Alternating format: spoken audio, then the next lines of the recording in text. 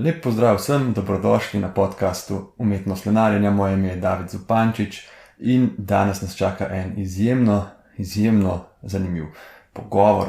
Če moj glas deluje navdušeno, je to zato, ker v resnici sem zelo navdušen. Imam namreč kar 3 goste na današnjem pogovoru, v katerem se bomo dotaknili v bistvu zelo resnih in izjemno relevantnih tem. Skupna tematika, etični in pravni vidiki najtežjih odločitev v medicini, se pravi dilem, ko dovolj kadra ali dovolj opreme ni in je treba v bistvu vleči odločitve, ki so vedno težke in praktično nikoli ne morejo biti dobre. To je zame še posebej relevantno iz osebnega vidika, morda za tiste, ki me ne poznate izven tega podcasta. Jaz sem sicer specializant infektologije in v zadnjih 2 letih sem v bistvu praktično ves čas skoraj delal na COVID oddelkih, COVID urgencah in COVID intenzivah. In ta pritisk iz okolice, ki ste ga vsi čutili, ko ste gledali in brali različne novice, v smislu, da zmanjkuje opreme, da zmanjkuje ventilatorjev, smo čutili na kliniki še toliko bolj. No, danes imam 3 goste, pa jih bom na kratko predstavil. Dr. Renata Salecl je filozofinja in sociologinja, ki kot raziskovalka deluje na Inštitutu za kriminologijo in kot profesorica na School of Law Birkbeck College v Londonu. Kot gostujoča predavateljica si delovala na mnogih visokošolskih institucijah v tujini, Cardozo School of Law v New Yorku, Humboldtova univerza v Berlinu in še nekateri drugi. V letu 2021 pa izdala tudi 2 knjigi, in sicer Strast do nevednosti in Človek človeku virus. Sem pa prebral, da so bile tvoje knjige prevedene že v 16 jezikov, tako da moram reči, kot nekdo, ki ravno kar izdaja svojo prvo knjigo, si mi iz tega vidika kar velik vzor. Potem pa profesor dr. Matjaž Ambrož, veliko veselje mi je, da si tudi ti z nami, profesor kazenskega prava na Pravni fakulteti Univerze v Ljubljani, raziskovalec na Inštitutu za kriminologijo, raziskovalno predvsem na področjih temeljnih vprašanj kazenskega prava, pripisovanja kazenske odgovornosti in kaznovalnih teorij. Tudi Humboldtov štipendist, v sklopu tega gostoval na Humboldtovi univerzi in tudi na Inštitutu Maxa Plancka. In pa Lora Briški, s katero sem bila najprej v navezi, ko smo se pogovarjali za ta podcast, mlada raziskovalka na Inštitutu za kriminologijo, Pravni fakulteti v Ljubljani in tudi doktorska študentka na Pravni fakulteti. Med drugim sodeluje tudi pri raziskovalnih projektih, kot so psihološki mehanizmi v kazenskem pravosodju in pa seveda etični in pravni vidiki triaže ob epidemiji COVID-19.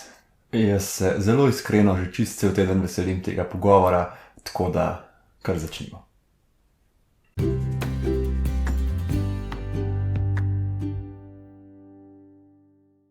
Res zelo lepo pozdravljam vse 3 goste in sem vesel, da ne rečem res navdušen, da sem vas vse 3 dobil, da imam tako družbo in da se bomo pogovarjali o tako zanimivi temi, ki je zame tudi izjemno relevantna in o kateri se bi zelo rad pogovarjal. Jaz bi, če mi dovolite, en kratek uvod na to, da dam tudi en background ali pa ogrodje, kako smo se našli. V bistvu, jaz nisem vedel za to, Lora mi je pisala, če bi sodeloval v eni raziskavi, ki je imela zelo zanimiv naslov, in sicer etični in pravni vidiki triaže ob epidemiji COVID-19. In to, če prav razumem, se izvaja na Inštitutu za kriminologijo, ta raziskava. In jaz sem prepisal kar iz vaše spletne strani opis, kar je zelo dober. In sicer, pandemija COVID-19 je v večini držav po svetu povzročila resne preobremenitve zdravstvenega sistema. Ob takšnih preobremenitvah prihaja do tako imenovanih kolizij dolžnosti. Zaradi premalo osebja, tehničnih sredstev ali pomanjkanja drugih virov ustrezne zdravstvene oskrbe ni mogoče zagotoviti vsem pacientom, ki bi jo potrebovali. Te situacije povzročajo neznosen pritisk na odločevalce, ki so soočeni z izbiro, komu od pacientov ponuditi možnost preživetja. S tem v zvezi se odpirajo kompleksne etične in pravne dileme, o katerih smo v preteklosti razpravljali zgolj na podlagi hipotetičnih scenarijev. Kriza COVID-19 pa nas je prisilila, da o teh dilemah ponovno razmislimo in ponudimo jasne in bolj pregledne odgovore na te dileme. Izdal se je tudi en zbornik s malo provokativnim naslovom, Koga reševati v času pandemije. Če prav vem, je prosto dostopen na spletu. Jaz sem tudi tam si ga vzel, prebral in tudi imam par izsekov pripravljenih. Ampak zdaj z veseljem sodelujem pri tej raziskavi, ker ste me povabili in pa sem takoj dal kontra, če bi mogoče vi prišli še sem, ker se mi zdi to stvar, o kateri bi se jaz rad pogovarjal, pa najbrž marsikoga zanimala. Tako da hvala, da ste se odzvali. Hvala tudi tebi, da si prišel nas sem posnet in mi zelo z veseljem nekako širimo naše rezultate raziskave. Ja, se mi zdi, da je človeka, ki nekako rad govori o svojem delu, je tudi vedno dobro poslušati. In sem tudi prvič na Inštitutu za kriminologijo, in se dobro sliši, je bolj svetu in tako, kot sem si predstavljal, kakšne temačne slike. No, jaz sem zelo na kratko to raziskavo predstavil, mogoče, če bi kar Renata kot vodja raziskave, a je še kaj za dodati, oziroma zakaj je to bilo odprto, ali sem kaj pozabil tazga?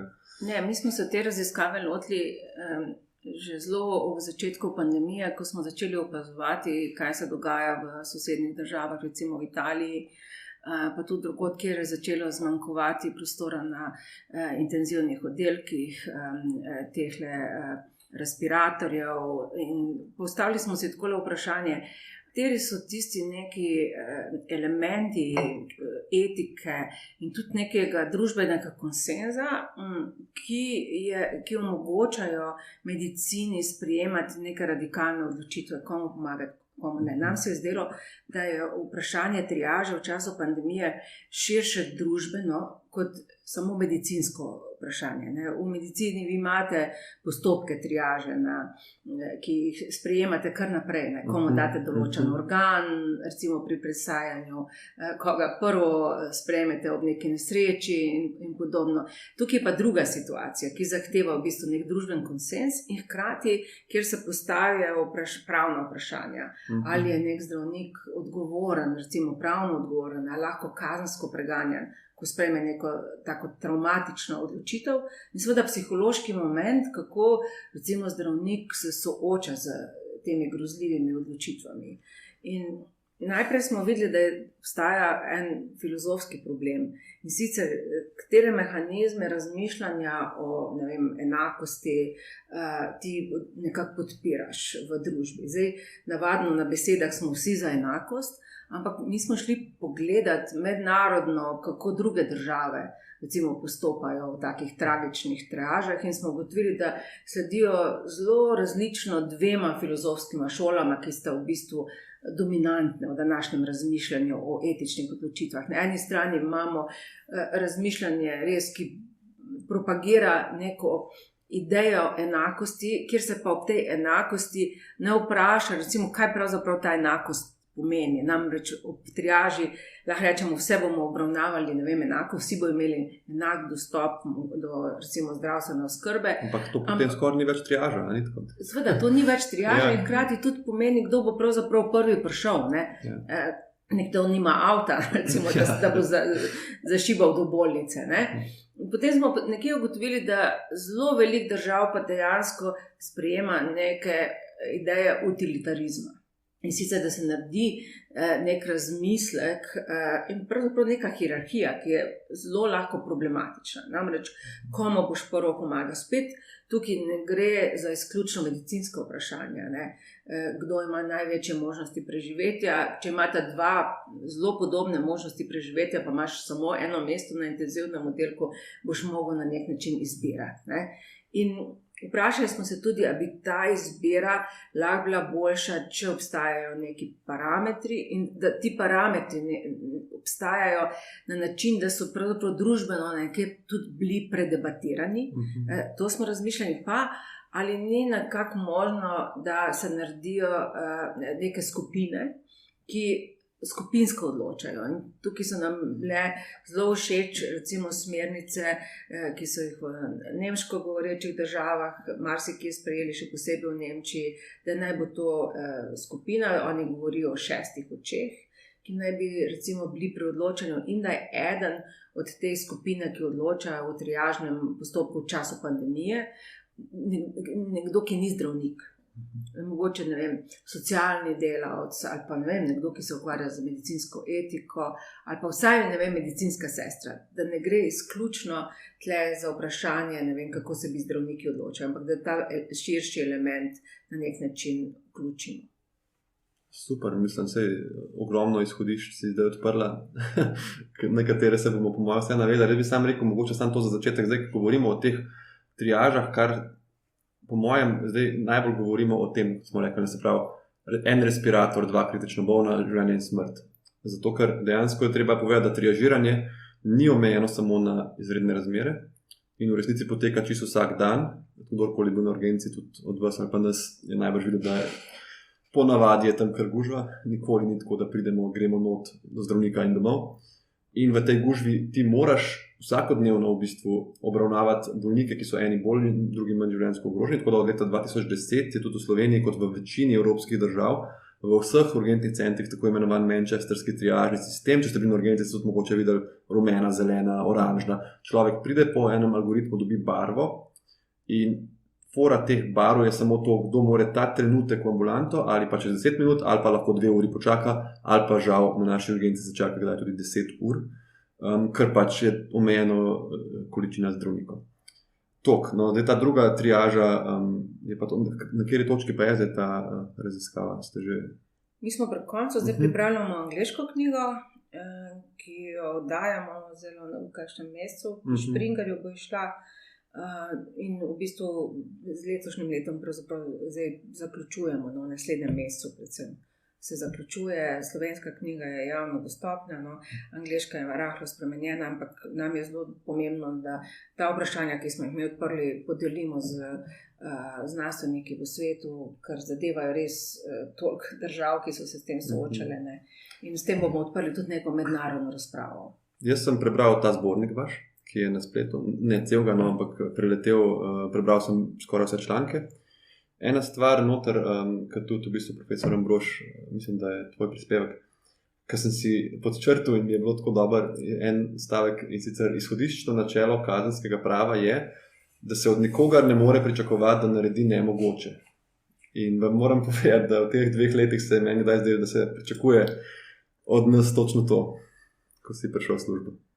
Ja, sej to je, kako bi rekel, eno tako staro, ne samo kazensko pravno, ampak nasploh pravno načelo, ne, da tistega, kar je nemogoče, ne moreš izterjati od nikogar, ampak hkrati gre pa tako človeška psihologija pa pogosto proti temu načelu, ne, zlasti, kadar se zgodi kakšna katastrofa in tako naprej, ne, smo ljudje narejeni tako, da se dobro počutimo, če lahko to katastrofo rekonstruiramo, tako da rečemo, da je nekdo kriv za njo in ga kličemo na odgovornost. Nam potem nekako odleže, ker je svet postane spet bolj predvidljiv. Ne? Se pravi, če ne je bilo tega krivca, bi bili danes še vsi živi. Tako pa, ne? In to je neka taka katarza. Se mi zdi, da je to, zato je to načelo treba tako ves čas nekako ponavljati, da ne gremo s prevelikimi pričakovanji nad take v bistvu katastrofične scenarije. Tisto, kar sem želel prej še dodati, ko si omenil, ne, kako je pravzaprav triaža neka taka vsakodnevna rutina na urgenci, pa tudi drugot, ne, ravno zadnjič je bil po televiziji en prispevek o tem triažiranju na urgenci, pa da se lahko zgodi, da si potem tudi 2-krat triažiran. Tisto, kar je v zvezi s temi triažami, ki nas zanima, posebnost morda je to, da tu pravzaprav ne pride upoštev to razvrščanje na tiste, ki so bolj nujni in tiste, ki lahko še malo počakajo. Ne? Se pravi, te triaže smo mi nekako tako malo dramatično poimenovali tragične triaže, zato ker sta oba nujna, ki čakata. Ne? Tragičnost te odločitve je pa v tem, da enemu od njih boš dal šanso, drugemu je pa ne boš. Zato je to morda nekoliko tak, kako bi rekel, izostren triažni konflikt. To je tudi iz tega istega prispevka, se mi zdi, piše, to so položaji, kjer je vsaka odločitev slaba. In to je velik strah zdravnika, da pride v tak položaj, ne? Ker mi smo učeni od prvega dneva medicinske fakultete, vsaka odločitev mora biti premišljena in vsaka odločitev mora biti pravilna. In jaz vem, da ko sem jaz naredil svojo, recimo, eno veliko napako že, recimo, med specializacijo, zaradi česar je bil bolnik ogrožen, pa potem, hvala Bogu, ni bilo nič hujšega. In sem se zelo sekiral, zaradi tega mi je rekla ena specialistka, le David, to se zgodi in se zgodi vsem, ampak se pa ne sme. In mislim, bož ne bi mogla povedati, ne? Vsak ima za sabo take stvari, ko si neprespan, ko si v gužvi, spregledaš, ampak ne smeš. Ampak je pa normalno, da si to naredil naravnost. In potem upaš, da ni nekih hujših posledic. Zdaj, jaz sem gledal to definicijo triaže, mislim, da je ta Lora tvoj prvi prispevek v knjigi in mi je bila zelo fajn ta citat Klaus Roxin, ne vem, če prav spregovorim ta pring, kjer je pisal o tej upravičljivi koliziji dolžnosti, se pravi, ko ni možno vseh rešiti, potem pač je to upravičljiva kolizija dolžnosti in Klaus Roxin je rekel, v tem primeru se lahko očitki nanašajo le na usodo, ne pa na človeka, ki je bil podvržen. To mi je bilo tako fajn. Lahko si jezen na svet, ampak pač na umno, ki je probal vse, pa ni mogel, pa se mi zdi, da pač nisi mogel biti. Ne. Ta citat v bistvu pove vse. Ja, no da, tako težko je kaj dodati. Takoj, ko sem pa začel brati, sem pa tudi pomislil na to, kako blizu si hiter tej vaši dramatični triaži, če zdaj govorimo, ne? In splošnem načelu pač prepovedi diskriminacije. Ne? To je tak talek let. Ja, to je v bistvu tudi eno načelo, ki ga po mojem omenjajo praktično vse smernice, torej vsi dokumenti, ki smo jih brali. Zdaj, seveda je pa potem vprašanje, kako potem naprej to prepoved v posameznih skupnostih, v posameznih državah tudi razlagajo. In tukaj se mi zdi, da je bilo glavno to vprašanje, kako naj se razume starost, oziroma predvsem vprašanje določanja starostne meje. In tukaj so pa države v bistvu, oziroma tudi pač različne organizacije zdravniške, tudi v evropskih državah, kjer imamo kar neko skupno izročilo, sprejemale različne rešitve. Ampak, kot sem jaz razumel, je večinoma konsens, da starost ni izključitveni, ne sme biti sam po sebi dejavnik. In jaz vem, da takrat iz Bergama, če se gremo v Italijo, so prihajali neki grozni podatki, ki ne vem, če so bili relevantni ali so bili samo headline news, neki, da nad 65 ali neka nora, nizka starost, pa zdaj ne bojo intubirali in tako. In to, jaz sem samo to razumel kot neko stisko zelo akutno, ko so mogli v tej sekundi se nekaj odločiti. Ker v resnici starost tudi pri nas, tudi po mnenju Komisije za medicinske etike, in jaz pač zdaj tudi v zadnjem letu dežuram v intenzivi, ampak tudi če ne dežuraš v intenzivi, pač pod nadzorom specialista, moraš vedno vedeti, kaj pomeni kandidat za intenzivno terapijo in ne vem, če ljudje vejo, ampak kdorkoli od nas, ki bi bil sprejet danes ali pa jutri v klinični center, bi se ga opredelilo, če je za intenzivo ali ne. Ker to naredimo za vsakega bolnika, ki pride. Ker ti moraš, ko pride dežurni zdravnik, ki ne pozna tvojih 30 bolnikov na oddelku, mora točno vedeti, če se gospod v sobi 3 poslabša, kliči intenzivo takoj, ali pa gospa v sobi 2 je karcinomska bolnica, ne ve, zase ima napredovalo demenco, konsenz je, da ji ne bo pomagala intubacija. In tudi profesor Jereb, naš predstojnik intenzive, ki ga jaz zelo spoštujem, ima tudi članek v tem vašem zborniku in on je pa napisal zelo dober. In sicer, še kako pomembno je, da zdravnik, vsak od nas pozna razliko med tem, kaj imaš pravico narediti, kaj znaš narediti in kaj je prav, da narediš. Se pravi, pri odrekanju, ljudje kdaj ne razumejo, ko ti kličeš svojca, mi moramo to seveda skomunicirati. Rečeš, odločili smo se, da za vašega očeta naredimo vse, kar je možno na oddelku, ne bomo pa ga intubirali. Ne razumejo, da to ni neka gesta lenobe, obupa, ne vem, konec koncev zlobe, ampak je gesta empatije, ker kaj naredi intenzivna medicina človeškemu telesu, pač se težko predstavljaš, dokler nisi tam, človek krasna je, ampak človeka dobesedno razstavi, pač tisti cevke so porinjene povsod, mislim, in napihujete pozitivni tlak, če greš v zastoj, ti zlomijo rebra z reanimacijo. To je izjemen napor za enega mlada človeka, če bi se jaz zdaj legel v intenzivno posteljo za 2 tedna, odpovejo ti vse mišice, to je rehabilitacija je dolgotrajna. Ne? Zdaj ti moraš pomisliti, a boš nekomu ponudil konec konca tudi, je seveda ta vprašanje zasedel posteljo, ampak a boš njemu ponudil neko prognozo ali ne, da veš, kaj znaš narediti, kaj lahko še narediš. No in glavni problem, na katerega mi opozarjamo v tem našem projektu in tudi v knjigi je, da mi v Sloveniji nimamo znanja o naprej izražanju volje. Ja, res. Kada je tabu ta pogovor? Zdravniki mnogokrat ne vejo, da ta možnost obstaja. Izjemno težko se posameznik dokople do nekega vzorca, kako naprej izraženo voljo napisati. In nimamo tudi neke prakse, kje bi ta naprej izražena volja bila. Recimo ena možnost bi bila, da osebni zdravnik recimo ima nek tvoj dokument, kjer ti vnaprej zapišeš, da v primeru, da ti recimo ne bo nič več pomagalo, ne želiš določenih posegov. Sama recimo sem bila priča človeku v Sloveniji, ki je imel res napredovanega raka, kjer je pljučnica v zadnji fazi prišla in se je recimo zdravilo zelo intenzivno. Ja. Mogoče je posamezniku se za en teden podaljšalo življenje v zelo slabi formi. Podobna situacija je bila v Veliki Britaniji. Oče moje prijateljice, ki je imel napisano vnaprej izraženo voljo, ravno tako dobil pljučnico, mu niso intenzivno dajali recimo antibiotiko, ker je imel napisano, da ne želi. Ti se lahko seveda vsakokrat premisliš, ne? Ampak jaz mislim, da znotraj medicinske stroke je naloga, da se ta ideja vnaprej izražene volje dejansko na nek način skomunicira in da se tu slovensko javnost opozori, da pri nas ta možnost obstaja, ampak da je pa res težko dostopna. Ja, zdaj lahko povemo še to, da so v bistvu v intervjujih zdravniki, ki smo jih tudi v okviru naše raziskave delali, tudi nekateri zdravniki v bistvu izrazili frustracijo točno zaradi tega, ne, ker se v bistvu nekako se jim zdi, da se o tem dosti ne govori in da niti mogoče pacienti tega ne poznajo. Ja, je pa tu definitivno, jaz točno te težave, ki ste jih zdaj povedala, dobro poznam.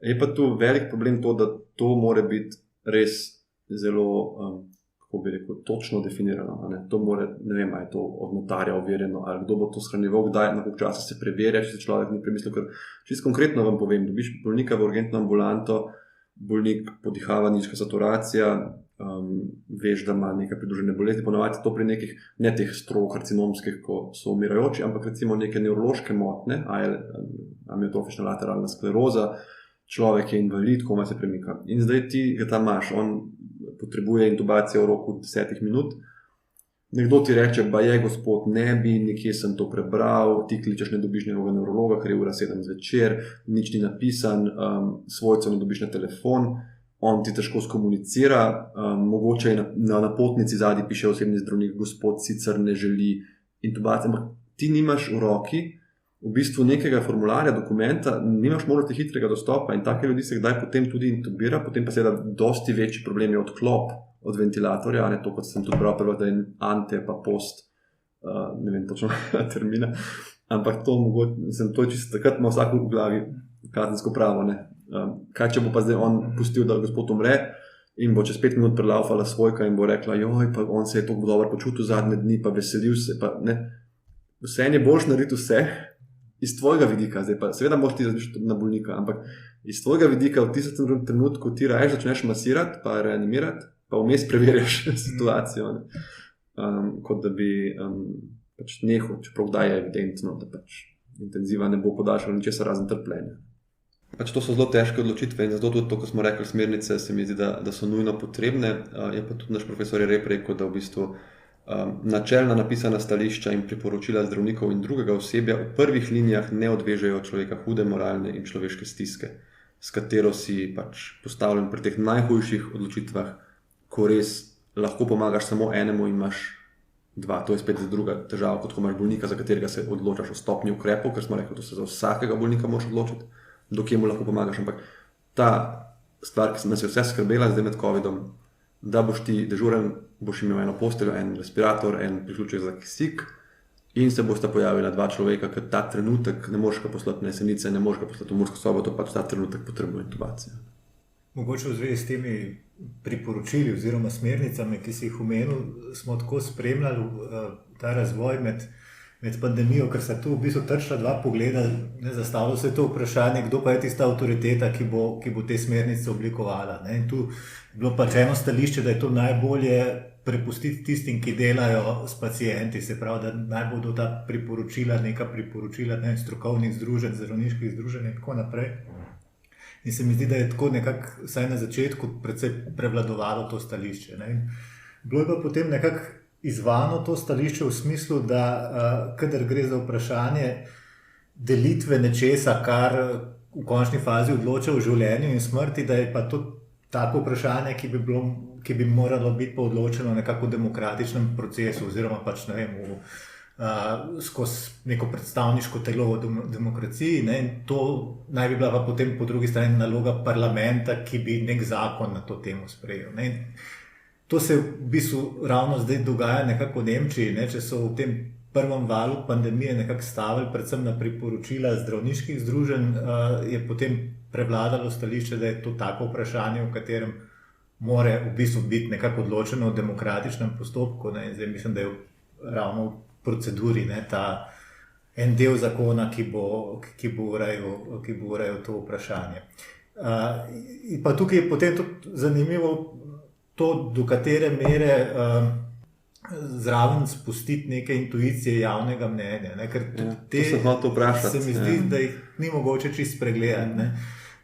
To je mogoče glavni problem, na katerega sem jaz naletel v raznih pravnih tekstih, ki obravnavajo to problematiko. Ne? Se pogosto zelo nekako tako dogmatično vkopljajo neka stališča, ki so pa daleč od tega, kar ponavadi ljudje mislijo, če jih vprašaš o teh vprašanjih. Ne? Se pravi, v imenu neke formalne enakosti, se pravi, ne dopustiti nikakršnega tehtanja in tako naprej, ne po tej anketi, ki jo je Lora pripravila, v glavnem ljudje rečejo, da je treba tudi okoliščine upoštevati, ne? In da v bistvu formalna enakost ni vse.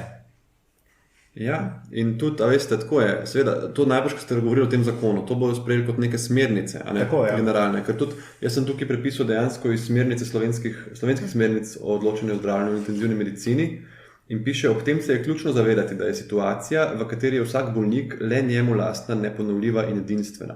To onemogoča, da bi odločali po vnaprejšnjih algoritmih, ampak zahteva sprotno skupno presojo ter dobro komuniciranje med vsemi upletenimi v odločanje.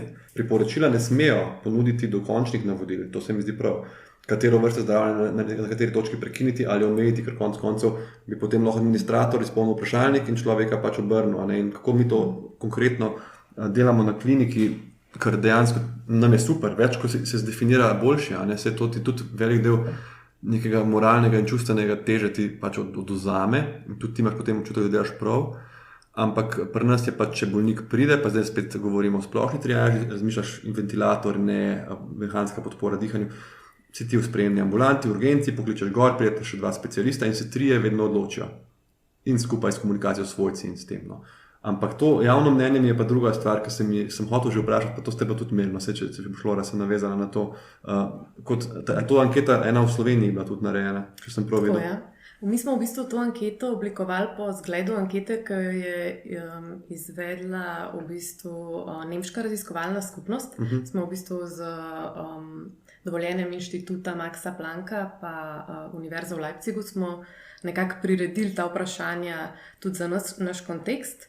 In potem smo v bistvu to anketo po spletu delili in smo dobili v bistvu res velik odziv. No, mislim, da je anketo na koncu rešilo okoli 1000 ljudi, pri čemer nas je v bistvu najbolj presenetilo to, da smo na koncu, v bistvu anketa je bila sestavljena iz hipotetičnih scenarijev, torej v bolnišnico pripeljejo 2 pacienta in potem je moral respondent odločati, katerega bi prednostno zdravil, so se pa seveda neke okoliščine posameznega pacienta spreminjale. Ampak vedno pod predpostavko, da drugi potem ne dobite oskrbe. Tako, lahko se je zdravil samo enega. Je bila pa tudi možnost, da je respondent izbral kriterij naključnosti, se pravi naključno izbiro. Kot žreb, tako. No, to zdravniki najbolj sovražimo. To bi po moje zadnji se. Tako, me pa v bistvu, zakaj smo na nek način tudi ta žreb vnesli v anketo, tudi zato, ker v bistvu možnost žreba omenjajo tudi smernice UKC-ja kot neko skrajno možnost, se pravi, če bi si bili pacienti čisto enakovredni po strokovnih merilih, da bi se lahko tudi na ta način med njimi izbirali. Kar po svoje na nek način je logično, ker ko enkrat zapustimo ta tla strokovnih kriterijev, nam itak preostane ali pač izbira žrebom ali pa vnos nekih kriterijev, kot so družbeni. Ko tako predstaviš, se strinjam, ampak jaz mislim, da nikoli ne imaš res 2 bolnikov, ki bi bila res enaka. Ampak hipotetično nisem vedel, kje smernice UKC pa so? To so tele smernice, ki so bile izdane junija 2020. Strokovno-etična priporočila UKC Ljubljana. Ob pandemiji okužb. Tako. Tukaj takrat, kdaj? 2020? Tako je. To je najhujši del, ko smo pričakovali dejansko, takrat, da bi se lahko zgodilo to. No? Ja, v naši anketi so seveda takšne fiktivne recimo, situacije. Ne? Recimo, potencialna izbira je med dvema ženskama, recimo z podobno možnostjo ozdravitve. Ena je mati 3 otrokom, druga recimo nima otrok. Ali je to lahko nek kriterij izbire? Ne? In kako bi se ljudje odločili? Zdaj, večina respondentov je se odločila, da ventilator ženski z otroci. Ne? Seveda v komentarjih so pa nekateri dali tudi očitek, ampak ženska z otroci je imela že možnost izživeti, nekako doživeti materinstvo, druga, ki nima otrok, pa sploh te možnosti postati mati ni imela. Ne? Tako da v bistvu so postavili neko drugo vprašanje, ki seveda zakomplicira to izbiro. Ne? Najtežje seveda tudi v anketi vprašanje je bilo pa na to, kaj narediti, če imaš nekoga priklopljenega na ventilator in ima slabo možnost preživetja, nekdo drug, ki pa nima nekako dostopa do ventilatorja, ker imamo recimo potencialno samo en ventilator, bi imel pa boljše možnosti preživetja, ali se strinjate, da tistega prvega odklopimo in drugega preklopimo. Tukaj zelo veliko ljudi je nekako zbralo ne. Pustimo tistega, ki ima slabše možnosti na ventilatorju. Ne? Kar je recimo to težko vprašanje, recimo ex ante, ex posto. Sploh Matjaž, ti si se veliko s tem ukvarjal. Ne? Ja, se tu je v resnici gre za to dilemo, ne? Se pravi, ves čas smo prej govorili o tem najbolj osnovnem scenariju, ko je eno skrbno mesto še prazno in prijete dva, ki ga potrebujete. Ne? Druga možnost je pa, da je to skrbno mesto sicer že zasedeno, potem pa pride nekdo, ki bi ga potreboval. In vprašanje, ki se zastavlja, je, a je v kakršnem koli primeru dopustno napraviti neko reevalvacijo, se pravi, je bila ta dodelitev smiselna in po potrebi morda tudi spremeniti to odločitev, ali je, ko je stvar enkrat, rečemo v navednicah, dana, potem dana dokončno. Tu mogoče najprej samo toliko za neko izčiščenje te dileme, ne, večkrat rečejo, je seveda nekdo ima in treba ga je pustiti primeru, ne, kaj si pa predstavljate, ne, boste potem, ne vem, ljudem jemali transplantirane organe, pa jih dali drugim, ki jih bolj potrebujejo, ne, ampak v resnici ne, te dve situaciji nista povsem primerljivi, ne, ker tu gre pravzaprav ne toliko za če hočete tubus, ki ga prestavite od enega do drugega, gre bolj za oskrbno mesto, ki v bistvu zahteva neko kontinuirano obravnavo. Ne? Se pravi, če ti te kadrovske resurse nameniš enemu, jih ne moreš drugemu. In v tem smislu ne gre za to, ne, da bi nekaj bilo že dano in se ne bi smelo več vzeti. Ne? Gre za vprašanje, na koliko časa je smiselno nekako premisliti, a so ta sredstva, ki jih imamo na voljo, racionalno porabljena ali ne. In pa to, mogoče bomo še potem v nadaljevanju kaj več o tem govorili, mi je pa samo na misel prišlo, ko sta Renata in Lora govorili o anketi in tudi recimo o pombah, ki so jih ljudje napisali, ne, zame je bila to zelo dragocena izkušnja, koliko je bilo jeznih pripomb v smislu, kot da so pa to nezaslišane vprašanja. Se pravi, ne, da so ne bi smeli pogovarjati vprašanja, ki se jih ne zastavlja. In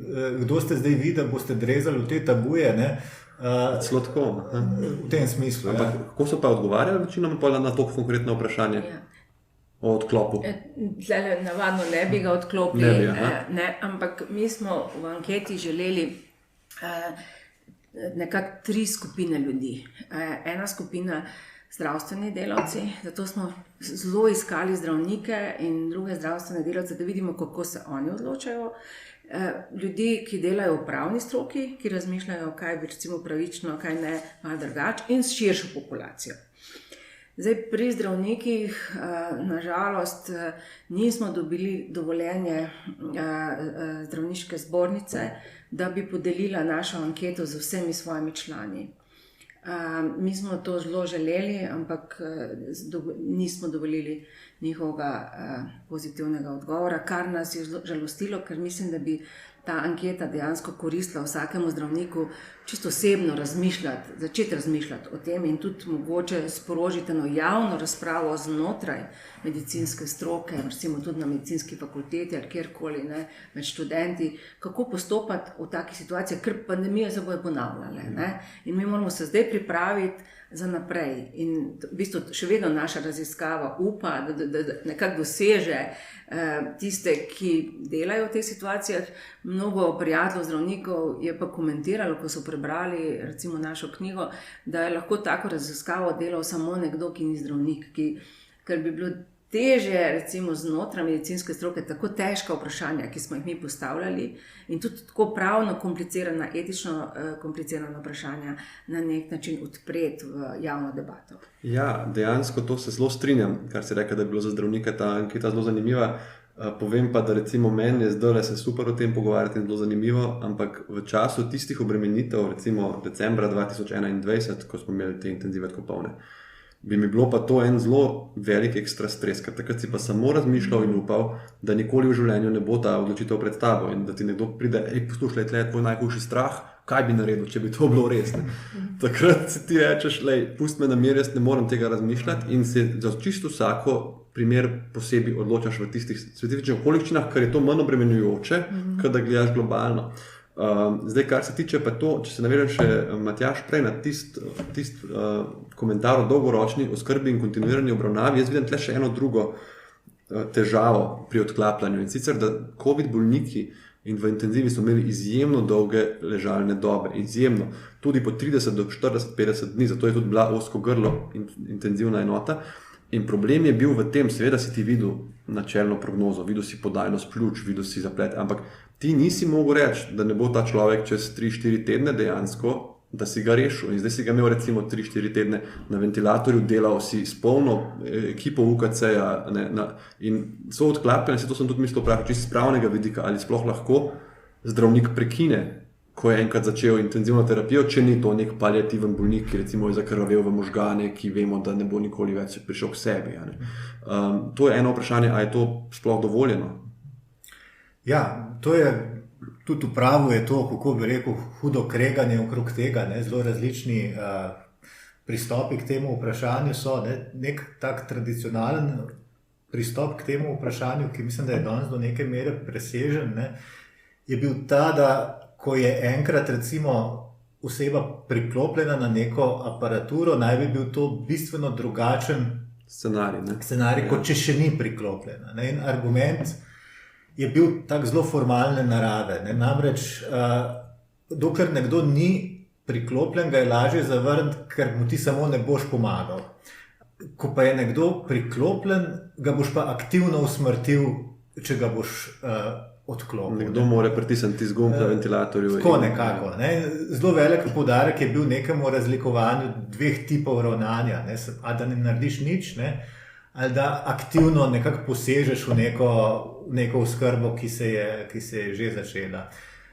Je pa seveda, tu se izkaže, da je zelo veliko odvisno od tega, s kakšnimi besedami ti opišeš neko zdravljenje. Ker prav tako bi lahko rekel, za tega, ki je priklopljen na neko aparaturo, da v bistvu aktivno zdravljenje ves čas poteka in ga potem postopno opuščaš.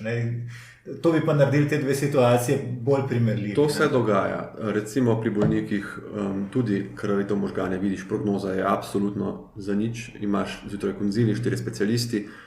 Nikoli se ne reče, mislim, to je to, da je vstan David, pa pejti sklopiti štekar. Mislim, na ta način nikoli. Vedno se reče recimo v redu, torej, a se zmenimo, da odstopimo od hemodialize.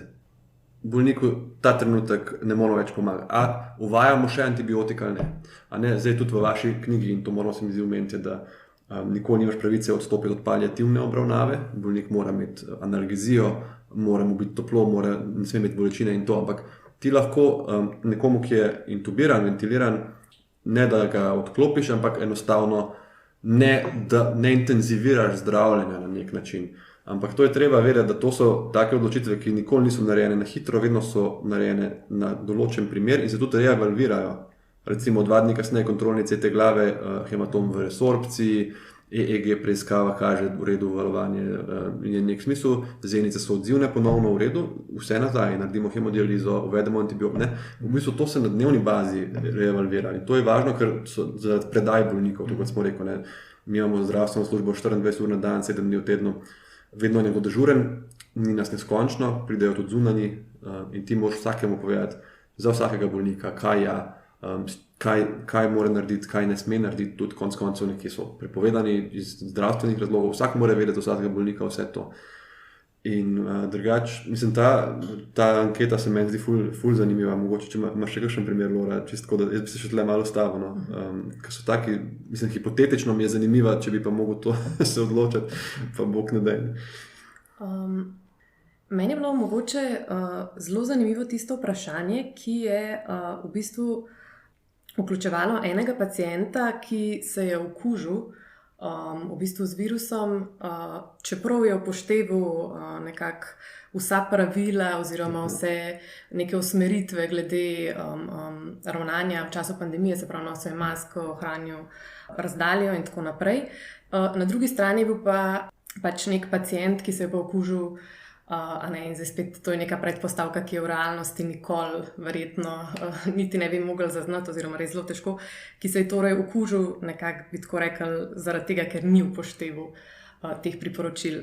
No in v bistvu, zakaj mi je bilo to vprašanje zanimivo, je bilo zato, ker so v bistvu naši respondenti tukaj v bistvu zelo prepričljivo zavrnili to, da bi se upoštevala okoliščina, kako se je oseba okužila. Torej, večina je bila tukaj je izbrala kriterij na ključne izbire med pacientoma, kar v bistvu meni ne bo pomembno, kako oziroma zakaj se je oseba okužila. Zdaj, ko so pa delali te ankete v tujini, ker potem te ankete so delali v podobne, seveda ne prav enake, kot smo mi izvedeli, ampak zelo podobne, so delali pa tudi v drugih evropskih državah. Tam so pa zelo zanimivo, je pa zelo veliko respondentov nekako upoštevali to. Tako da v bistvu tukaj se mi zdi, da so nekako naši respondenti nekako bolj sledili ali pa da so njihova stališča bolj skladna s tem, kar vsebujejo tudi smernice, od katerih pa vsaj jaz nisem videla nobenega dokumenta, ki bi upošteval recimo to okoliščino. Ja, jaz sem si prav ta stavek prepisal iz prispevka profesora Ambroža, kjer piše: temeljna ustavna jamstva veljajo za vse in si jih ni treba s primernim ravnanjem šele prislužiti. V tem smislu morata biti človek z zaslugami in ignorant, ki je teoretik za roke, se pravi dva zelo najbolj ekstremna primera, nek človek, ki vsem pomaga in živi za to, da pomaga, pa nek največji ignorant, morata biti v enakem položaju, ko se znajdeta pred vrati intenzivnega oddelka. Se pravi, tudi v pravu ni okoliščin, ki bi, seveda to je, mislim, kdo bo sodnik, v tistem trenutku, ko je treba se to odločiti, tako da to se mi do resnici razumljivo in moram vam reči, da tako je v resnici tudi bilo. In mi smo tudi intubirali ljudi, ki so nam še pred intubacijo grozili z tožbami, grozili s policijo, grozili, da smo plačani, grozili, da je to gripa, da naj nehamo težiti, da naj si snamemo skafander. In si pač protokol je bil popolnoma enak in zdravljenja in vseh ukrepov. V Ameriki se je z cepivi stvar še zapletla. Pri triažiranju se je postavilo vprašanje, nekdo, ki je bil cepljen, pa dobi recimo COVID in se recimo znajde na intenzivnem oddelku. Obstaja pa oskrbno mesto, spet recimo omejeno samo za enega, hkrati pa pride nekdo, ki ni bil cepljen, ravno tako zelo težko boleznijo. Mnogokrat je dobil prednost tisti, ki ni cepljen. A to govorimo zdaj o anketi? Ne, to govorimo o realnih problemih ameriške situacije. Prednost je dobil tisti, ki je bil cepljen. Ki ni bil cepljen. Ja, mnogo ki je dobil prednost tisti, ki ni bil cepljen, za predpostavko, da se predvideva, da bo bolezen težje potekala. Zdaj, ljudje, ki so se pa cepili, so bili seveda izjemno jezni zaradi te odločitve. Naslednja dilema se je pojavila z zdravili. Ko so prišla prva zdravila, spet v zelo omejeni količini, tudi v Združenih državah Amerike, kdo bo dobil zdaj to zdravilo? Tisti, ki je cepljen ali tisti, ki ni cepljen? In tudi tukaj se je mnogo ki je odločilo, da je tisti, ki ni cepljen, dobil prej možnost zdravila, kot pa tisti, ki je cepljen, kar je jasno spet sprožilo. Tukaj razumem to frustracijo. Tudi če je to strokovni argument, recimo mi smo tudi infuzije proti teles določeni, nismo dajali cepljenim, enostavno, ker na podlagi raziskav ni bilo benefita pri necepljenih pa so bile. Ampak razumem to frustracijo, ker človek si misli, da je z njegovo odločitvijo, ki je takrat bila promovirana kot blazno, družbeno koristna, bil striažiran, to na slab način. Ja. To je kar, nisem vedel drugače. Jaz sem spremljal Ameriko zelo v času pandemije, v smislu tistega, ko gledaš nekam, pa si rečeš, lahko bi bilo huje tu, se malo pomiriš, ker so imeli take težave, mislim. Ampak tega pa nisem vedel, da so še na ta način. John Hopkins univerza ima eno najboljšo datoteko vseh teh recimo razprav, pa tudi znanstvenih študij in tam se najde tudi te razprave. Ja, jaz se spomnim drugače, predvsem poleg Američanov sem spremljal seveda naše sosede, takrat, ko je bil Bergam. In pol, ko se je pri nas smo se začeli bati, da bomo prišli na isto točko. Jaz se spomnim, ker smo imeli tudi videoklice z njimi, zato ker so oni pač ogromno znali, ker so imeli tak naval in je en predstojnik intenzivne enote rekel, da on pač od jutra do večera je tam. On je bil pač šefom, ni dežural, ampak pač cele dneve in je rekel, da samo od večera, ko je šel domov, si je dal pač klasično glasbo in je hodil v tišini, da si je mal glavo resetiral, ker to na koncu, to, kar nas je najbolj skrbel, ni prišlo do tega, da bi imel en respirator pa 2 bolnika. Je pa, opreme je bilo dovolj, torej, ampak problem je bilo pa, da ni bilo dovolj kadra. Je pa tukaj zdaj, to je pa tudi v tem zborniku odličen prispevek naše predstojnice, dr. Tatjane Lejko, ki piše pa o izjemnih obremenitvah zdravstvenih delavcev v času pandemije in tudi o dosegu njihovih dolžnosti. In tam noter sem se jaz zelo prepoznal na nek način, ker pač respirator je neka rigidna stvar toga, tam je ali pa ga ni tako, ja, bom pa dal zdaj 2 ali pa kakorkoli. Ti imaš pa enega zdravnika, ki po nekih evropskih, ne vem, zdaj na pamet smernicah, ima lahko 4 bolnike intenzivne čez, pa ena sestra 2, zato ker sestra mora skozi menjavati kable in to zdravnik pač ima vmes čas za razmišljanje. In zdaj nenadoma smo bili recimo dežurni v intenzivni hali tisti in je bilo na enega zdravnika namesto 14 bolnikov. In jaz se spomnim pač, mislim, to je nekako grozen v glavi, ker ti imaš občutek še vedno, da moraš biti nezmotljiv. Ti ne moreš na hitro, če bi zdaj enemu odličnemu kuharju rekel, da nam 4 naredi v 1 uri obrok, bi naredil najbrž fantastičen obrok, ko bi pa rekel, dajte zdaj za cel inštitut v 1 uri narediti obrok, bi najbrž naredil, sam ne bi bil toliko dober. Ti pa ne moreš tam reči, lej, bom jaz pri tem bolniku sam pol izvidel pogledu. Dobro, neki čuden diha, pridem čez pol ure in imaš občutek, narediti moram vse, ne smem nič spregledati, jih je pa še 13. In konkretno v naši intenzivni enoti ti imaš recimo ob 5 zjutraj ene izvide, ki jih viče dežurni, potem ob 8 in potem ob 1. In ti naj bi naredil vizito ob 8, recimo 9 in potem ob 1 boš videl v izvidih, če si naredil kaj dobrega. Jaz sem prišel do 14 bolnika ob 5 ali pa 6 popoldne. On je imel že kontrolne izvide, jaz še prvih nisem pogledal. In to imaš občutek, pa veš, da se ne moreš drugače, ampak občutek imaš, da ti si njemu naredil krivico. In zdaj je mogoče zdaj sem se zdaj spomnil tega, ker se to pogovarjamo vprašanje, iz kere strani hale začnem jaz vizito, da grem na ključno iz leve ali iz desne, ali pogledam zjutraj, kdo je najbolj bolan, kar spet mogoče unke je cepljenje pa zdaj manj bolan, a zdaj bo pa zadnji na vrsti. Mislim, zdaj, hvala Bogu, moram reči, da sem to zdaj pomislil, nikoli prej. Jaz sem prešel vedno po tem, kako so parkirani, kako so napisani v računalniku, tako sem pač šel. Ampak to je relevantno vprašanje, ker tudi, ko priješ do 14 bolnika ob 5 popoldne, imaš glavo bistveno manj spočito. Tudi vprašanje je, a si jedel zajtrk ali ne. Slab, če se odločiš, če si lačen, ali pa če ti slab propade. Še bolj to, po 7-8 bolnikih ne moreš več, moraš iti na stranišče in moraš nekaj pojesti. In zdaj te pritiski, in to je napisala tudi dr. Lejko, jaz sem si dejansko prepisal ven. Se pravi, z odločitvijo za naš poklic smo na nek način že prevzeli tveganje. Dodatno je poklic legitimiran z neke vrste socialno pogodbo, zaradi teh socialnih pogodb, ki jih v bistvu predelujejo kodeksi etike. Moramo biti na voljo v teh primerih, ampak pa nadaljuje. Vprašanje pa je, ali smo zdravstveni delavci dejansko dolžni izvajati dolžnost skrbnega ravnanja v kakršnih koli razmerah, ki pa jih konec koncev predeluje tudi politika, in direktori bolnišnic in tako. Kje so pravzaprav meje, do katerih so zdravstveni delavci dolžni izpostavljati svoje zdravje, tudi psihično in življenje.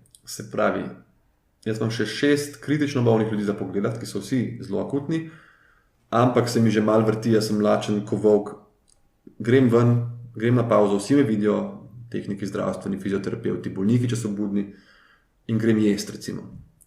In zdaj, to je bilo težko odločitve so bile, Že taka banalna stvar, kot je malica, nismo prišli od tega, koga bom intubiral, pa koga ne, ampak že ta odločitev, a grem jaz zdaj jesti ali ne, a še malo zdržim, ali iz žepa neko čokolado tam povlečem, ne, na ta način, mislim, nezdravo in zelo stresno. Ja, to ima pa Matjaž ta primer tistega očeta, imaš lepega. Ja, najprej sem hotel to reči, kar si pripovedoval, ne, to o teh naporih pa o izgorelosti, ker sem z zanimanjem tudi spremljal, veš, ko se je ta pandemija začela, tudi so, ko gobe po dežju, so tudi pravni teksti na to temo nekako se začeli nastajati, ampak za razliko od zdravniškega je bil pravniški poklic takrat tako relativno udoben. Ne? Se pravi, imel si nek home office, pisal si, motril si to situacijo. Ne? Če pa tako malo kritično bereš te pravne tekste, pa vidiš, pravzaprav si zmer znova presenečen, s kakšno lahkotnostjo v bistvu pravniki kličejo na odgovornost zdravstveno osebje za neke napake, ne?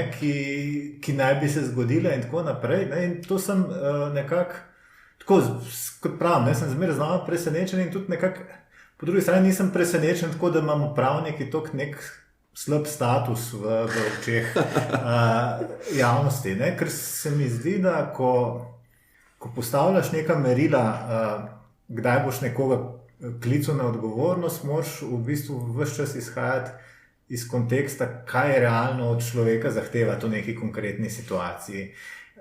In če bi to upošteval, bi se ti najbrž bolj roka tresla, ko bi rekel, to je pa zdaj uboj tega pacienta, zato pa zato. Ne?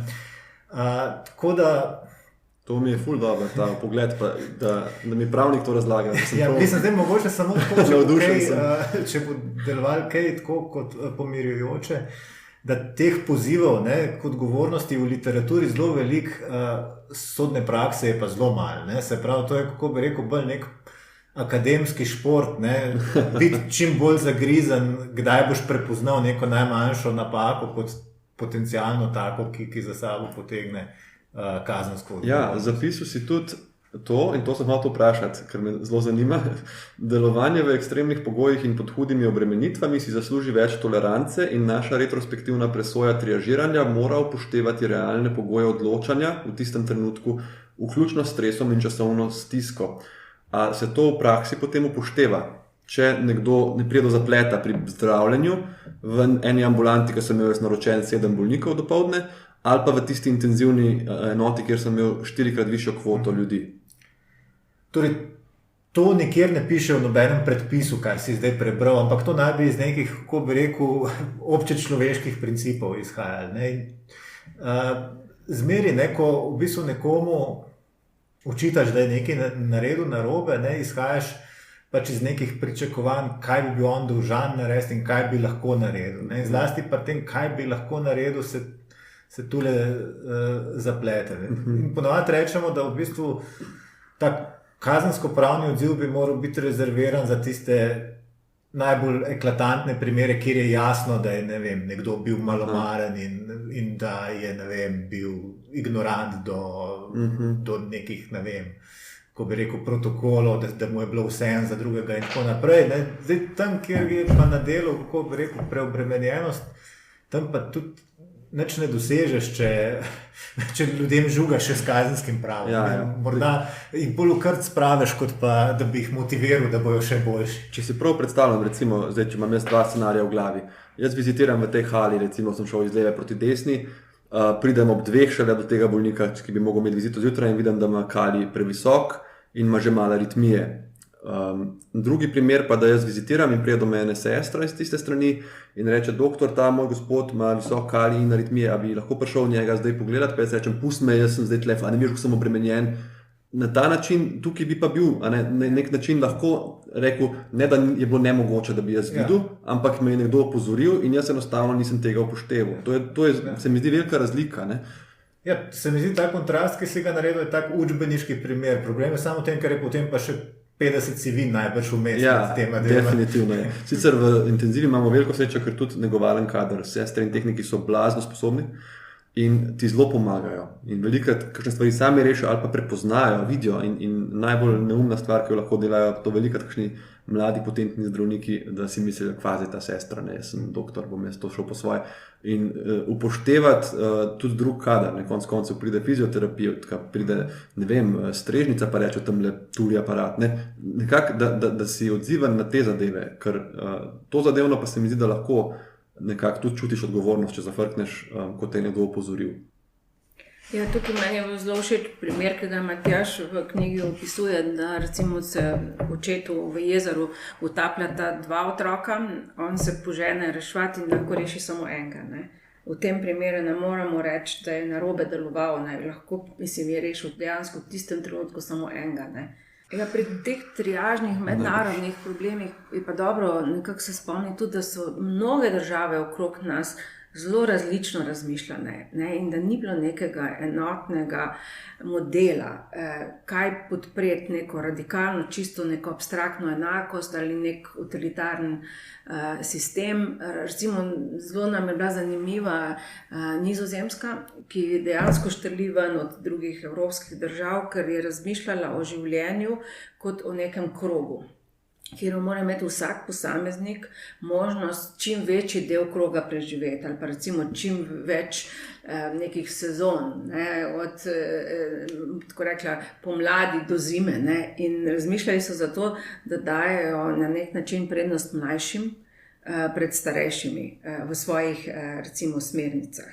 Zato, ker niso še doživeli. Ker niso imeli možnosti doživeti recimo nekega večjega dela kroga življenja. Ne. To jim je bila recimo njim nek tak izziv. Ne. Švica se je zelo zapletala v vprašanju starosti, ne, ker v prvih smernicah so postavili starost 85 let, po kateri ne bodo več recimo intenzivno reševali posameznika, če pride do pomankanja sredstev. So se pa pri njih zdravniki uprli in dejansko potem teh smernic niso upoštevali. Mogoče imaš ti še, Lora, druge primere, ker si jih veliko brala. Ja, ta švicarski se je meni tudi zdaj v bistvu res zelo zanimiv, ker je v bistvu tudi pokazal to, koliko je na nek način dober, da so neke smernice oziroma da so javno dostopne, ker v bistvu to pol omogoča lih to izmenjavo mnenj in mogoče tudi pol neke dopolnitve. Ne? In lih te švicarske smernice so pol res malo zmehčali. Podobno so tudi se mi zdi, da v Švici in v Ameriki razmišljali, da bi se upošteval ta cepilni status, se pravi, je oseba cepljena ali ne.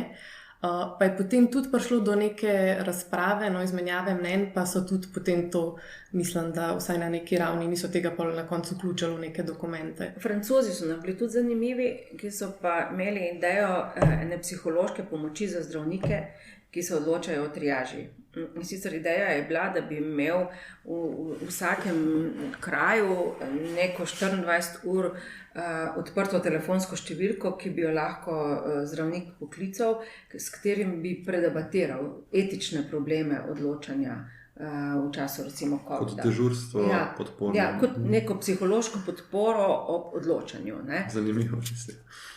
To je zanimivo. No, Američani so tudi razmišljali, Američani nimajo nekih enotnih smernic, v bistvu vsaka bolnica je delala svoje, ampak so ljudje, ki se dejansko s tem precej ukvarjajo in tam so pa razmišljali, da v skupini, ki bi odločala o triažnih postopkih v času pandemije, da bi sodelovali tudi ljudje, ki so čist izven medicinske profesije, recimo filozofi, etiki, ampak včasih so nekateri razmišljali tudi duhovniki. Ja. Zdaj, tukaj mi je zelo zanimivo, tale švicarska v bistvu omejitev starosti in tukaj bi res rad pokazal, kako se kdaj ta teorija, tudi kot ste rekli prej, od doma in iz stola, s prakso razlikuje. Seveda, tudi če bi pri nas napisali ali pa kjerkoli neko mejo starostno a priori ni za sprejem, je to narobe, ker tudi nek 80-letni gospod je lahko že 3 leta nepokreten, lahko pa pleza vsak dan na Šmarno goro in tako naprej. Če pa pogledate našo intenzivno enoto, pa nimamo tega napisanega, ne? COVID specifično, lahko mogoče, jaz ne vem, zdaj glavo govorim, ampak izjemno nizka številka bolnikov, ki so bili stari, recimo 85 ali več je bilo intubiranih. In to zdaj ne zato, ker bi bila neka smernica, ampak enostavno, ker za tako triažo in tudi zakaj kdaj starejše ne jemljemo v intenzivno enoto, zaradi medicinskega razloga, ker te bolniki, mislim, da enkrat vmes med 3. in 4. valom smo gledali ljudi, ki so bili sprejeti nad 80 let v našo intenzivo in mislim, da na tisti točki še nihče ni preživel. Potem podatki iz tujine, potem pridružene bolezni v resnici, v smislu, da to ne triažira a priori, kar se ne sme, da on je toliko stari gre, ampak ko pogledaš, da s starostjo krhkost pridejo pridružene bolezni, ali bo človek pozitiven tlak v pljučih preživel, ali mu lahko pač ponudi neko dolgotrajno oskrbo, rehabilitacijo, prognozo, kar najhuje tudi za svojce konc koncev, pa velikih tudi ustraja, naredite vse za očeta, ker to je nekako tudi potem tisto občutek, a sem jaz zdaj rekla, da ga pustite umreti, pa to. Ampak potem, ko gledaš ti 30-40 dni tega človeka na tubusu, a veste, v intenzivni enoti v resnici je kar težko umreti, kdaj, zato ker toliko ponudimo, ne. Odpoved ledvic, imamo dializo, težji diha, še novi ventilator, padel tlak, dajmo v žilo vazokonstriktor. Veliko stvari medicina zna, se mora poprašati, kaj lahko naredi oziroma kaj sme človeku še narediti. Tako da v resnici mislim, da nikjer ni bilo napisan, ali je bilo, ki se ne vem, starost kot prav meja, ne? Ampak če boste pa gledali ljudi, povprečno starost v intenzivah, mislim, da pri nas je bila 65 let. Zato, ker enostavno nisi mogel ponuditi ljudem, ne zato, ker ne bi želel ali pa ker je bilo pomanjkanje, ampak ker to ni izboljšalo prognoze, enostavno pač to huda bolezen. Za starše na srečo zdaj, za stare in na srečo zdaj te novi sevi se zaenkrat ne kažejo kot tako problematični. No, ko smo pa v raziskavi postavili fiktivni scenarij, da se za isti respirator borita, ne vem, 80-letnik in 20-letnik, je večina ljudi izbrala 20-letnika. In to se mi zdi, da meni ta recimo argument, da moraš še izživeti, pa to mi je dejansko se mi zdi manj dober kot argument, komu lahko bolj zanesljivo pomagaš, ker konec koncev v epidemiji, pandemiji, čemrkoli hočeš pomagati čim več ljudem. 20-letnik, recimo 3 tedne respiratorja, 80% preživetje, 80-letnik, zdaj govorim na pamet, vsaj 4 do 8 tednov respiratorja, 40% preživetje. Koliko ljudi boš vmes lahko še priklopil, kadra boš manj in tako naprej. Ne. Ampak seveda, pri nas nismo triažirali glede na respirator, hvala Bogu, opreme je bilo dovolj, tako da smo triažirali izključno samo glede na bolnika in kaj je za njega najbolje. Zdaj govorimo o triaži v bolnišnici, ne o teh sestankih nekih skupin in tako globalno, ampak o tem, kako si ti, ko te je poklical na oddelek, ta pa ta gospod se slabša, si šel tja, si se usedel in si pogledal dokumentacijo, pogledal bolnika in se odločil, kaj lahko narediš, da mu maksimalno pomagaš. In meni je bilo to super, da od tega nismo odstopili, ker mi je te napori so v bistvu pol ostali vezani na to, da si ti razvleče, ne se rečem, kot mali košček masla nad ogromnim kosom kruha in se pač skozi trpiš v smislu, da ne moreš pomagati celostno in to, kot bi lahko v ne-covid časih in tudi v prispevku naš profesor Rep piše, da enostavno tisti, ki mislijo, da smo lahko vsem v teh hudi epidemiji, covidnim in ne-covidnim bolnikom isto skrbo kot prej dajali, on je napisal, da živi v neki fikciji, no, da nima stika. To je bil pa zelo velik problem, recimo rakavih bolnikov in drugih, ne, ker se dejansko triaža dogajala tudi med tem, ne. Imeli dostopa do ustreznega zdravljenja, tako da je bila to neka tiha triaža, lahko rečemo, ne. Ker je bil pač na nek način je bila usmeritev, da se rešuje covidno situacijo. Mislim, da se o tej skriti triaži pravzaprav sploh še nismo niti pogovarjali v družbi. Dovolj. Meni se zdi tako sicer, da ta triaža, ki je ločila covidne in ne-covidne, je bila nujno ravno tudi zaradi takih bolnikov rakavih, ki so zelo ogroženi, če en z levkemijo v čakalnici dobi covid, bo lahko umrl. Problem je bil pa, in to jaz vidim, in nažalost se to tudi izkorišča, nažalost je bil, da je bil argument, gospod je lahko covid, ne morem ga pregledati. Zdravnika argument ali pa nekega zdravstvenega centra ali neke ambulante, javne, privatne, nima veze. In to po letu in pol epidemije, kar se meni zdi absolutno nesprejemljivo. Ti imaš na voljo zaščitno opremo in nekdo, ki rabi pregled, pa mislim, v tej letu in pol si postavil zraven ambulante nek kontejner, postavil si neko zaveso zaradi mene, Ampak da ti človeka ne pogledaš, da čaka na bris, pa veste, da bris smo kdaj čakali 48 ur, to se mi zdi nesprejemljivo. Ne? In to je bil problem, da veliko centrov je dejansko prelagal tudi na infekcijsko kliniko, recimo urgentno ambulanto, gospoda moram pogledati, ampak on zdaj kašla, kako naj vem, da ni COVID, jaz nimam siva cona v smislu ta, kjer ne vemo, je COVID ali ne, napotim k vam. Ne? In to je tle, kjer se je ta triaža zlomila, ker mislim, da vsa ta triaža je bila zato, da lahko sploh še obravnavamo vse te bolnike, tudi rakave. Ampak če zaradi tega oni niso prišli do zdravnikov, ne, to je pa čisti kolaps sistema potem. Ja. Zdaj ne vem, a bi še kdo kaj odprl, kaj pozabil, nekaj zanimivega zapovedati. Jaz mislim, mene je bilo vse, kar ste povedali, Vlado, zanimivo, zato vas sprašujem, z veseljem še kaj poslušam. Ja, samo to bi še rekla, zelo veliko medicinskih etik temelji na recimo dejansko bolj utilitarnih teorijah, potem ko pride do oblikovanja recimo nekih smernic. Utilitarna je katera? Utilitarna je tista, da imaš neke smernice, pa da hkrati imaš neke principe, recimo, da poskušaš reševati čim večje število ljudi. Lahko imaš to. Utilitarna recimo filozofija govori o tem, da probamo maksimalizirati dobro, pa minimalizirati bolečino, recimo že v svojem lastnem življenju.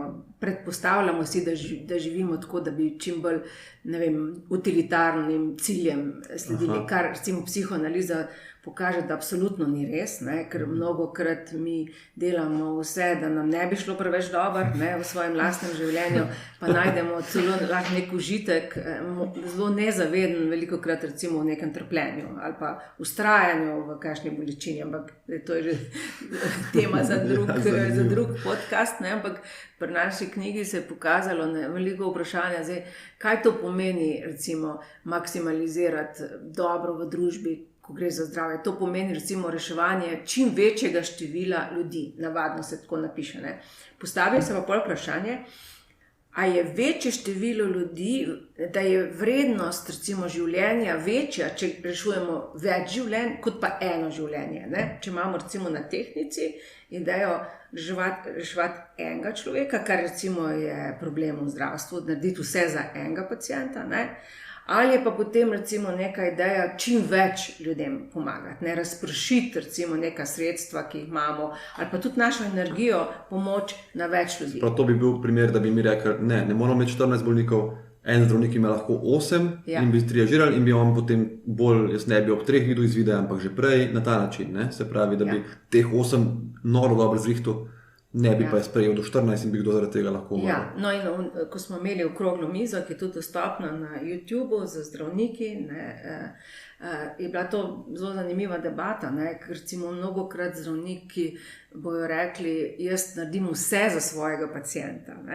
To pa lahko deluje zelo nekako, rekla, nepravično do tistih, ki sploh ne morejo postati njegovi pacienti, ker jih recimo neka blazna množica in za tisti, ki je prvi prišel, prvi melje. Mnogokrat se to pokaže dejansko, da ta ideja neke enakosti je zelo krivična, nekdo je pač prvi parlav ali pa dobil zdravnika, dobil neko oskrbo, on bo za njega naredil vse. S tem pa dejansko nismo sledili tem utilitarnim idejam čim večjemu številu ljudi na nek način pomagati. To so zelo nerešljive debate. In jaz spet gledam iz vidika zdravnika, zakaj se to recimo zgodi, ker je tudi pač dejansko lažje delati. Ko imaš ti 1, 2, 3 bolnike, jih naštudiraš, imaš vsak dan izvide, pričakuješ potek zdravljenja, terapije, to je bistveno lažje, kot če si ti na urgenco pisan in ti na 6-7 minut novega pripeljajo in moraš ga spoznati na novo.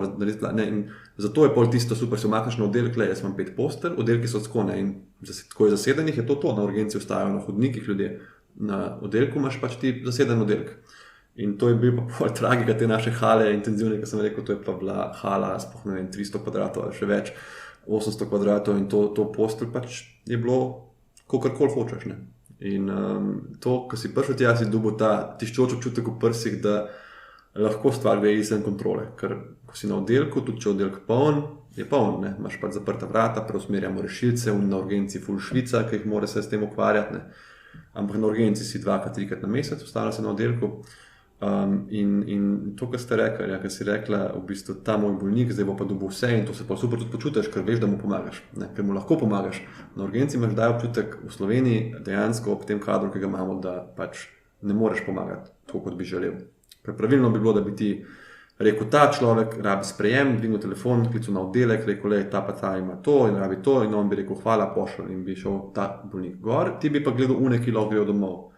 In žal ne, zastoji so, zamaški so na urgencah blazni. V Veliki Britaniji so zamaški že pred urgencami, ne? Tam v koloni stojijo v avtomobilih, ne, rešilci z bolniki, ki jih iz rešilca recimo ne morejo ven spraviti, ker je urgenca že prepolna, ni niti kadra, da bi prevzeli te bolnike. No, žal ta scena se je pri nas tudi zgodila, da smo imeli na dovozu že 2 rešilca, 3. Na srečo se ni stopnjevalo, no, ampak ker sploh pri COVID-u je bil problem, ne, mi smo prej dejansko ljudi pač na hodnik zlagali, ne, en zraven drugega. Vse, kaj to, zdaj govorimo o etiki, ne, ko priješ na oddelek spet lepo urejen, tam ne more biti moški z žensko v sobi, ne more biti nekdo, ki kašlja pljučnico z nekom, ki je imunsko oslabel, v isti sobi na hodniku, so bili oni, ki imajo mrsa kolonizacijo, ženske, moške, pardon za vulgarno, ampak en je bruhal, drugega so previjali, tretji je jokal. Ne, to je kdaj res zgledati kot vojno stanje, pa to govorimo o času evropske blaginje. Tako da te situacije niso bile urejene že prej in COVID je sam še poslabšal veliko tega in na koncu seveda nastrada bolnik, pa tisti zdravstveni delavec, ki je tam, ki se mu pa veliko očita, pa boš ja vse naredil, a ne, sej si ti pa šel v zdravstvo za to, ne. Zdaj bi ti šel recimo na bolniško na dopust, pa se nobenega ni, kdo bo pa tle poskrbel za te uboge ljudi. In te očitki bolijo zelo in to je en grozen stres, no, naše službe. In jaz to, kar ste rekli, da je bil 24-urni psiholog za posvet o sprejemu, mogoče bi ga rabili kar tako generalno. Ja, absolutno. Ne samo za te posvete. Jaz mislim, absolutno, pa recimo najbrž tudi pri študiju medicine, da je bilo, na kar je recimo nedavno opozoril profesor Ahčan v svojem intervjuju, ki bi zelo zanimiv ga brati v Sobotni prilogi, ne, da je to učenje tudi teh recimo nekih psiholoških strok premalo prisotno, ne, na študiju medicine. Mislim, ja, sploh skoraj ni. No. V prvem letniku medicine obstaja predmet, vsaj ko sem jaz še študiral, ni to dolg nazaj, ampak to se spreminja, ki je bil stik z bolnikom in veliko medicincev se je zelo zgražal, kva se to učimo, pa jaz bi šel na kirurgijo, tako ne, se pa jaz znam pogovarjati, to se pozna vsak, ampak take zadeve, ne, pa recimo, ko prvič kličeš nekoga, da mu je umrl starš domov, ne, kdo ti bo zdaj to naučil, ne? Ti imaš un telefon v roki, gledaš ga in razmišljaš, mislim, kaj lahko sploh rečem, se ne moreš nič reči, da bi, ne veš, kakšen bo odziv, strah te, to so pomembne stvari, ki se morajo omenjati na faksu, se pomeni, da se ta stres potencira res krat 3-4 pol, kot začneš delati. Ker spet faks je tudi velikrat udoben doma za mizo, na fotelju, v knjižnici, ne. Hipotetični scenarij, zelo tako mamljivo ti je ta odgovornost. To je tako, ko razmišljaš, te tudi malo vleče v medicino, da boš nekaj pomembnega delal, boš imel pomembne odločitve. Se to te malo spodbuja samo. V real life je pa lahko zelo strašljivo. Ja, v redu, no, mislim, jaz bi pol tle mogoče, če se strinjate, lahko zaključil. No. Ja, mislim, da smo kar veliko odprli. Ja, se sem jih razmišljal, kako bi zdaj jaz kokal malo povzel, ampak se sploh ne upam, jaz bom to pač doma še parkrat poslušal, ker je bilo toliko enih stvari, ki so mi dali misliti, ki so mi dali nova vprašanja, da ne bom probal zdaj v parih stavkih narediti nek povzetek, ki se mi ne zdi niti, da to potrebuje. No. Še enkrat, tisti, ki boste se poslušali, pa vas bi bolj zanimali, ta zbornik je dostopen, no, komu pomagati v času pandemije ali epidemije, kako je naslov, koga reševati v času pandemije. In je zanimiv tudi iz tega vidika, kar smo danes pokrili, ker ne pišejo samo zdravniki, ne pišejo samo pravniki, ne pišejo samo filozofi, tako malo mešanica je. In celo vmes so tudi mnenja različna, sem bral od enega do drugega avtorja in tako da vabljeni, drugače pa vam trem, ste pa res zelo zahvalni. Hvala tebi. Za vse, kar ste mi dali tudi za razmišljati in da bom to bo en posnetek, mislim, ki bo zelo dolgo relevanten. No. Ne vem, če poznaš te knjige od Arturja Gavande. Ne. Vse so ga prevedli tudi, ampak on ima super, vsa ta vprašanja, recimo tudi tako nasplošno, ko si jih prej omenil glede tvojega poklica. A to je zdravnik? On je zdravnik, on je kirurg na Harvardu, mislim, da je pa zdaj celo nek svetovalc v neki Bidenovi, ampak pri nas so mogoče prevedene tudi na 2-3 knjige. Ena ima krasen naslov Checkpoint Manifesto ali nekaj takega. Mislim, da tudi jaz ga citiram v tej knjigi, ko imam eno poglavje, kako ljudje zanikajo bolezen. A to je Strast do nevednosti knjiga, ne? To je ena od tvojih teh 2 zadnjih. Ja, tlele ima poglavje Strast je o zanikanju bolezni, ker ga tudi njega citiram. No, ker drug problem, ki je tudi obravnaval, da je na drugem poglavju, je pa genetsko. Ker zelo veliko zdaj ljudi pa probajo reči, jaz sem pa genetsko predisponiran bil za nekaj, recimo za zločin. Lahko tudi imaš idejo. Nisem se mogel ustaviti, ne vem, recimo abstraktni primer znotraj prava je, nekdo ima, ne vem, neko genetsko motnjo, zaradi česar slabo absorbira alkohol.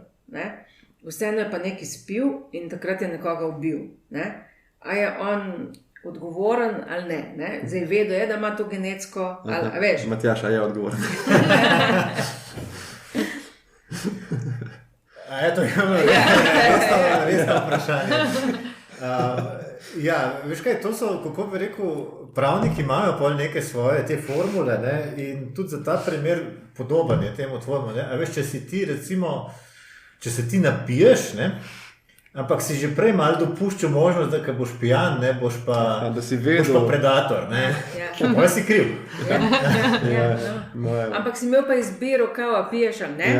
To je taka debata, ki bi najbolj zelo razvila. Ampak recimo v Trstu so pa pred, ne vem, dobrim desetletjem spremenili eno sodbo, ker je jih prepričal advokat, da je bil on genetsko predisponiran za zločin, če si ga sprovociral. A veš?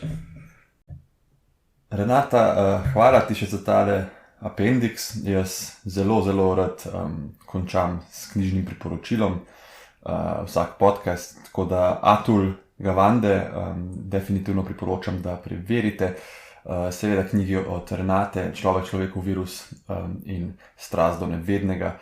Jaz bom pa zdaj res nekako pripeljal ta pogovor do konca. Mogoče smo celo odprli več vprašanj, kot smo na njih odgovorili, ampak to se mi zdi, da je samo znak neke zelo, zelo dobre debate.